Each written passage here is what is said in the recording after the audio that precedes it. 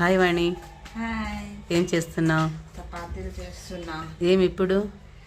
భద్రాచలం వెళ్తున్నాం కదా ట్రిప్ మేము.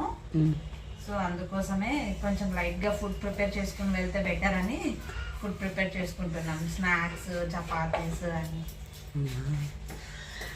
బాగా చేస్తున్నావు కదా. Thank you mummy. వాణి, నేను ఒకటి అడుగుతున్నా, అలా చేస్తేనే చపాతీలు బాగా వస్తాయా? ఎలా? పెదాలలో ఎందుకు బిగించి పెట్టుకున్నావు? ఏమో గైస్, నాకైతే ఏదైనా పని చేస్తున్నప్పుడు పెదాలు అలా బిగించేస్తా.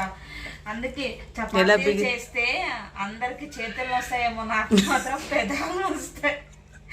అలవాటు మానుకుందామన్నా మానట్లేదు, ఎందుకంటే మా మమ్మీ నుంచి వచ్చింది కాబట్టి. నేను చపాతీలు చేసేటప్పుడు చేసేదాన్ని కాదమ్మా. మిషన్ నేను డిజైన్ కుట్టేటప్పుడు అలా పెదాలు బిగించి ఆలోచించేదాన్ని తప్పిస్తే నీలాగా ప్రతి చపాతీకి పెదాలు బిగించాను. ఏదో జీన్స్ లో నుంచి వచ్చేస్తుంది, సో అలా నాకు అది వచ్చేసింది. దానివల్ల నాకు చేతుల నొప్పి కన్నా పెదాల నొప్పి ఎక్కువ అయిపోయింది. మీలో కూడా ఎవరికైనా ఇలాంటి వింత అలవాట్లు ఉన్నాయా? ఉంటే కామెంట్ లో చెప్పండి. Bye bye guys.